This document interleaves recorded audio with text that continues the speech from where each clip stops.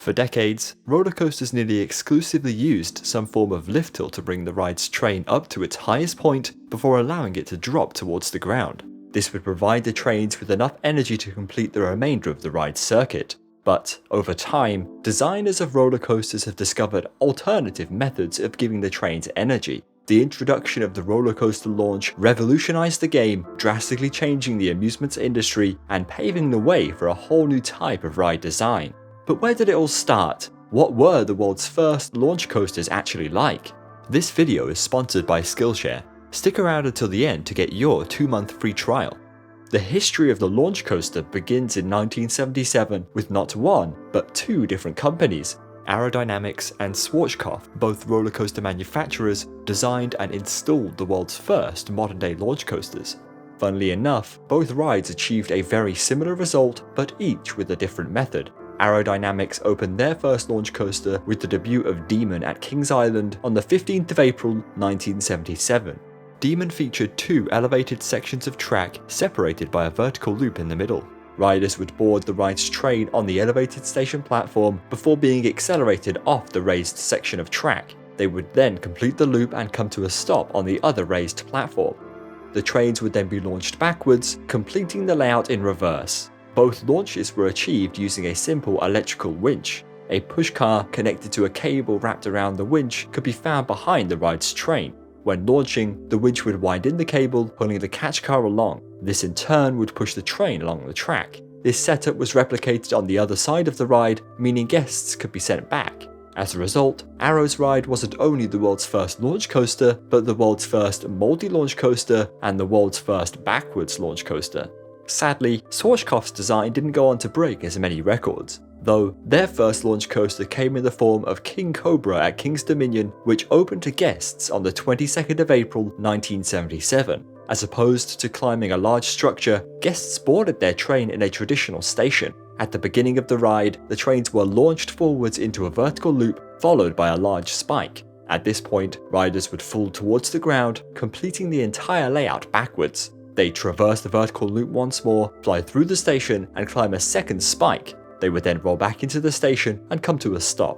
Schwarzkopf's ride didn't rely on gravity to help accelerate the trains through the loop and therefore required a more powerful launch. To achieve this, the company used a massive 42-ton counterweight located underneath the first spike to launch the train. This weight was attached to a cable which connected to a catch car in the station via a series of pulleys. The catch car is located beneath the ride's vehicle and latches onto the train before launching. Once the weight dropped, the cable would pull the catch car, accelerating the train along the track.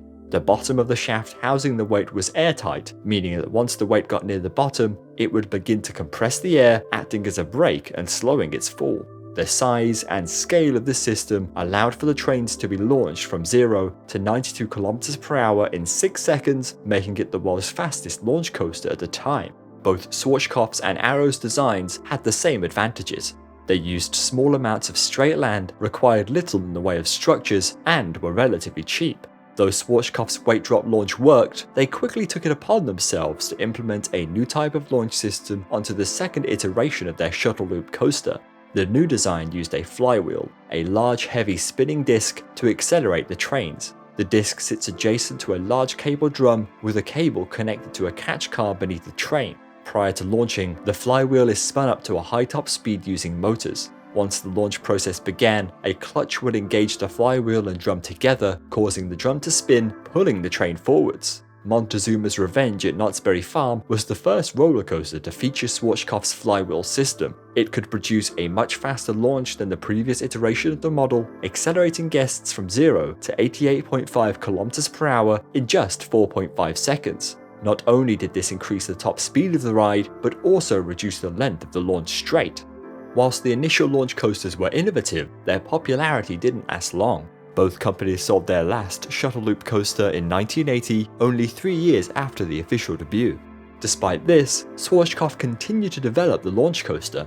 In 1982, with the aim of creating a portable launched shuttle coaster, Anton Schwarzkopf debuted the tyre launch. First seen on Wiener Looping at Wiener Prater, the ride used a series of tyres which pinched a metal plate beneath the train to accelerate guests. Firstly, the vehicles were launched backwards out of the station up a spike. They would then fall back through the station, being launched forwards into the main portion of the layout. At the end of the layout, riders would climb a second spike before completing the entire ride backwards and re-entering the station. Wiener looping introduced a whole host of new concepts to the industry, many of which are still used today. It became the first launch coaster to accelerate and decelerate the trains using the same system, drive tyres, and the first roller coaster to use its launch system multiple times to propel guests to an even higher top speed. After Wiener looping, however, the launch coaster industry stagnated. Interestingly, it would be over a decade until the next launch coaster opened to the world. In 1995, Disneyland Paris partnered with Vekoma to develop a new, intricate launch system for their upcoming roller coaster, Space Mountain Mission 2. On this ride, the launch begins on an inclined piece of track. A pushcart can be found underneath Car 4, connected to a cable drum via a pulley at the top of the launch track. The moment the trains launch, flywheels are used to accelerate the drum, pulling the cable upwards.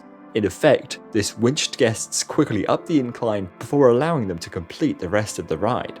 Though this could be seen as a combination of Arrow's and Schwarzkopf's prior developments, the launch system made Space Mountain Mission 2 the world's first full-circuit launch coaster. This meant that guests complete one full loop around a closed circuit rather than relying on gravity to cause them to change direction mid-ride. However, all of these launch systems have a downside: mechanical wear. Launching the trains involve cables, cogs, winches and drums, all of which come into contact with each other. The continuous operation of these rides mean that these components need to be replaced over time. Fortunately, a solution was on the horizon.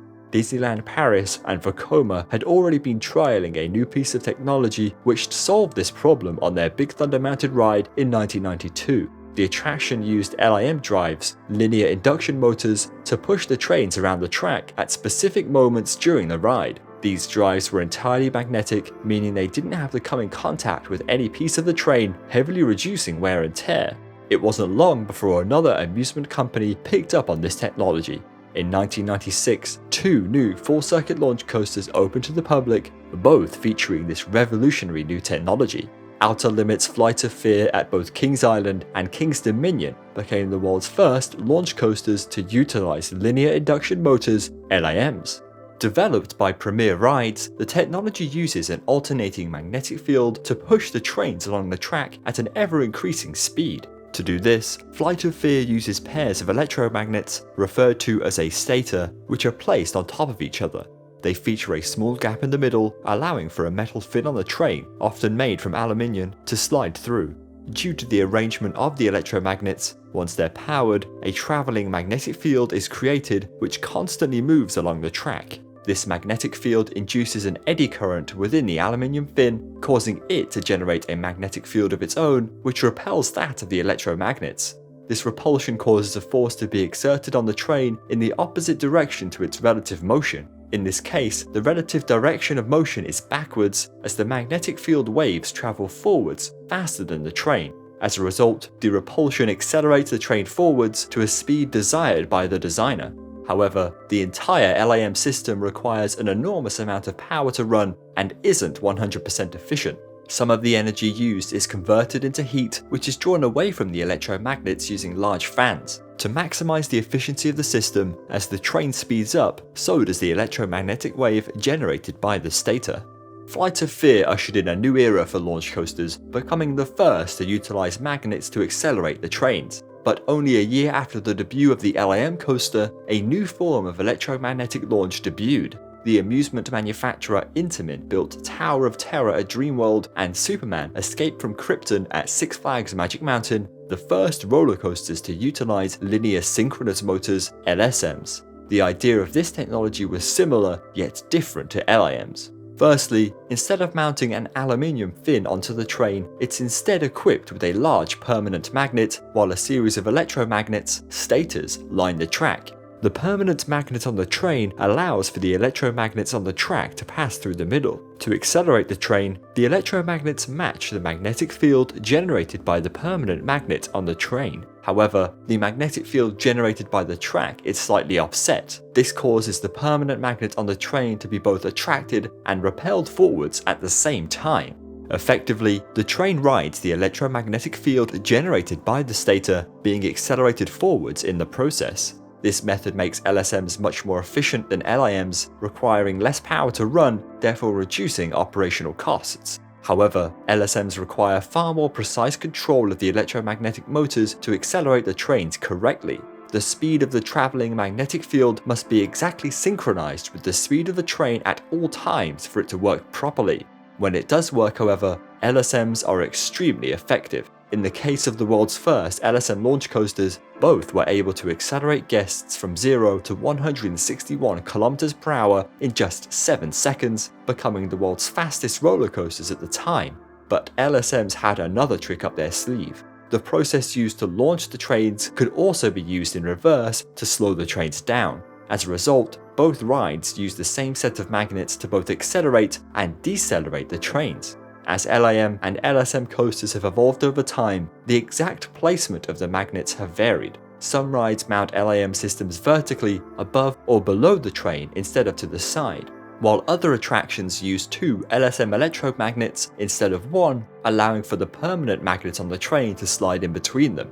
No matter the orientation or setup, the all-new magnetic launch system was a massive improvement. The versatility of the technology initially sparked a number of new and exciting launch coasters to the industry. Premier Rides began to create roller coasters that used a second set of LIMs to boost the train partway through the ride. Mr. Freeze at Six Flags St. Louis is a great example of this, as LIMs are used to boost the train up the final apex before they plummet back towards the ground and complete the rest of the course. Meanwhile, Intamin constructed the world's first inverted launch coaster in 1998, which also utilized LIMs. The ride saw the trains fly through the station multiple times, increasing its speed with each pass. Known as the Impulse Coaster, Intamin went on to produce a whole range of these rides for various parks around the globe.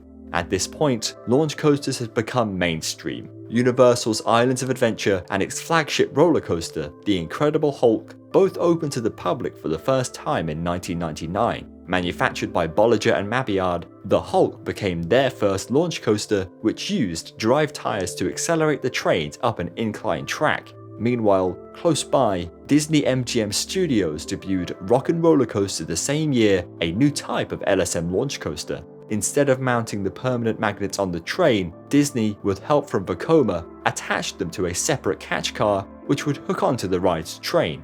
Upon being launched, the catch car would be accelerated by the magnets, pulling riders along with it. By doing this, they were able to reduce the weight of the trains, allowing for them to be accelerated faster than most launch coasters at the time. Disney continued to use launch technology with the debut of California Screaming at Disney's California Adventure in 2001. Built by Intamin, the ride was the first to use LIMs as a lift mechanism. Partway through the ride, the trains are pushed up an incline by electromagnets in a similar fashion to a lift hill. At roughly the same time, S&S Power were working on a brand new type of launch system. Previously, the company had been known for building drop tower rides that use compressed air to launch guests up and down the tower. Stan Checkett, the owner of S&S Power, had the idea of putting one of his tower rides on its side, making it capable of launching a roller coaster train. The idea came to fruition in 2001 with the debut of Hypersonic XLC at King's Dominion. Hypersonic XLC became the world's first compressed air launch coaster or pneumatic launch coaster and was capable of accelerating guests from 0 to 129 km per hour in just 1.8 seconds. To do this, the ride used compressed air stored in 2 cylindrical tanks located within the ride's tower structure. Prior to launching, compressors pumped air into one of the 2 tanks, causing the pressure to rise. The other tank, which is connected to the first via a valve, houses a piston. This piston is connected via a cable and pulley system to a catch car attached to the train. Upon launching, the compressed air is released from the first tank into the second, which drives the piston upwards, pulling the train along the track. The reason the launch was so fast is due to the compressed air, which doesn't want to be confined to a small space. Once the valve between the 2 tanks opens, the air rushes to fill the space and reach an equilibrium state, making it less compressed. This system made Hypersonic XLC not only the world's fastest full-circuit launch coaster, but also the fastest accelerating roller coaster on Earth. In fact, it was because of this that the ride couldn't operate with traditional polyurethane roller coaster wheels. Instead, pneumatic tyres were used on the trains to allow them to smoothly navigate the track. In late 2001, S&S Power debuted a second air-compressed launch coaster, Dodonpa at Fujiku Highland in Japan. The ride quickly broke Hypersonic's records, accelerating guests from 0 to 172 km/h in 1.8 seconds. S&S Power had revolutionized the launch coaster industry, creating a launch system that was more powerful than anything before it. But they weren't the only company looking to accelerate riders to ever-increasing speeds. A year after Hypersonic XLC in 2002, roller coaster manufacturer Intamin debuted Accelerator at Knott's Berry Farm. Accelerator became the world's first hydraulic launch coaster, a type of ride which used large volumes of hydraulic fluid to accelerate guests. The premise is vaguely similar to the compressed air launch. First, pumps are used to push hydraulic fluid into several cylinders located in the ride's launch building. Each cylinder is divided into two parts by a piston, one side full of nitrogen gas and the other hydraulic fluid. As the incompressible hydraulic fluid is pumped in, the piston compresses the nitrogen gas, building up pressure within the cylinder. A second tube with a valve which is initially closed connects a motor to the hydraulic fluid side of the cylinder. The system is replicated multiple times, all connecting to a central, large winch drum. A cable is wrapped around the drum, which is attached to a catch car located beneath the train. Before launching, the catch car connects to the train and the cylinders are pressurized. Once the launch sequence begins, the valve connected to each cylinder opens. The compressed nitrogen pushes against the piston, forcing the hydraulic fluid through the motors, which rotate the winch drum. This winds in the cable, pulling the catch car and train along the track at ever-increasing speeds. Through the use of this system, Accelerator was able to launch the trains from 0 to 132 km/h in 2.3 seconds, straight into a large vertical tower. Intamin's hydraulic launch technology was initially so successful that it was used only a single year later to create the world's tallest and fastest roller coaster, Top Thrill Dragster at Cedar Point. In 2003, Top Thrill Dragster smashed all the records, accelerating guests from 0 to 193 km/h in 4 seconds before causing them to climb 128 meters high. This was followed by King Dakar at Six Flags Great Adventure 2 years later, a hydraulic launch coaster taller and faster than Top Thrill Dragster. Riders are accelerated to the top speed of 206 km/h before climbing a 139 meter tall tower, a world record height to this day. During this brief time, the hydraulic launch coaster was the must-have ride, but this era was short-lived. The technology was revolutionary, but also new and unreliable. Both hydraulic and compressed air launch coasters initially saw excessive amounts of downtime due to the complicated nature of the ride's systems. Similar to the flywheel launches of the past, they also used a large number of moving parts which wear over time. This made them expensive to maintain and tricky to run. As hydraulic launches began to fall out of fashion, LSMs were increasing in popularity. By this point in time, the technology had been around for a decade. It had evolved, becoming cheaper, more reliable, and more powerful. By the end of 2007, the focus had shifted from hydraulic launches to magnetic launches. Maverick at Cedar Point, an Intamin multi-launch coaster utilizing LSMs, debuted in 2007, marking a big return for the technology. Similar to California Screamin', Maverick used one of its two launches to accelerate guests up an incline, effectively acting as a lift hill. 2 years later, Muck Rides, another manufacturer of roller coasters, built their first LSM launch coaster, Blue Fire at Europa Park. Since the debut of these two rides, both Intamin and Muck have gone on to construct over 15 LSM launch coasters each at various locations around the globe. But before many of these rides were built, Ferrari World in Abu Dhabi would construct what is currently the world's newest and perhaps last Intamin hydraulic launch coaster. In 2010, the park opened Formula Rossa, the world's fastest roller coaster, which accelerates riders from 0 to 240 km/h in 4.9 seconds. This incredibly high speed is still yet to be topped today. Though LSMs can't accelerate guests as fast as a hydraulic launch can, many amusement companies saw their potential. In the years following Formula Rossa, a whole range of unique LSM launch coasters popped up around the world. In 2012, Premier Rides debuted the Skyrocket 2 model, a type of launch coaster which sees guests launch 3 times using the same group of magnets. The trains are launched forwards, then backwards, then forwards once more, gaining more speed with each pass. Following this, rides like Tyre at Phantasialand and Helix at Leesburg helped to popularize the multi-launch coaster, showing the versatility a launch can offer. while in 2017, Red Force, a ride that resembled the old hydraulic launch coasters of the past, was built using LSMs. Red Force became Europe's tallest and fastest roller coaster, as well as the world's fastest magnetic launch coaster.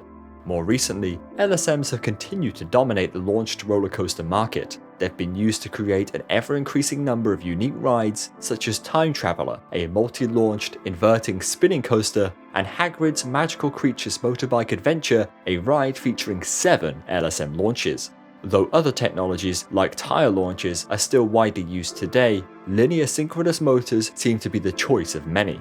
The launch system is complex, but it has been perfected over the years by a whole range of roller coaster manufacturers. LSMs are efficient, versatile, and feature no moving parts, making them easier and cheaper to maintain long term. The future of the launch coaster is extremely bright. Each year it seems more theme parks are opting to construct launched roller coasters for both the thrill and family markets. Parks such as Disney and Universal are relying more heavily on launched rides to create immersive, highly themed experiences, while other parks have been experimenting with launch technology to create unique attractions, ones which blend different rides together for an all-new sensation. Though launched roller coasters are often more expensive than the traditional lift-hill counterparts, many parks see the benefits. The thrilling acceleration at the start of the ride provides a distinct selling point for a new attraction and can help to overcome limitations of both height and space. The launch coaster has made its impact on the amusement industry and is certainly here to stay. But which type of roller coaster launch is your favorite? Let us know in the comments down below. This video is sponsored by Skillshare. But what is Skillshare? Skillshare is an online learning community which offers thousands of inspiring video classes for creative and curious people. There are classes to fit every schedule and skill level on topics including illustration, design, photography, video, freelancing, and much more. Members get unlimited access to thousands of inspiring classes with hands-on projects and feedback from a community of millions. I used an animation class on Skillshare to learn the skills required to create the animations you just saw in this video. The class, Intro to Motion Graphics 2020, was taught by Hong Shu, who took me step by step through the process of logo and icon animation in After Effects. Before this class, I was honestly scared to use After Effects. Loading it up, there's lots of options and buttons, it's all very daunting. Hong Shu explained which buttons we would need to use and how to get them to appear in the panel so that both of our screens look the same throughout the entire process. The class was also separated into bite-sized sections, so if I needed to remember how to animate a line moving, for example, I could quickly move to that section. If you're keen to develop new skills and want to be part of a community with people that have similar creative interests to you, all for under $10 a month with an annual subscription, Skillshare is perfect for you. So, if you're interested, the first 1,000 of my subscribers to click the link in the description will get a 2-month free trial of premium membership so that you can explore your creativity. Signing up will not only let you explore Skillshare and develop new skills, but it will also directly support the channel. Thank you for watching, and we'll see you all next time.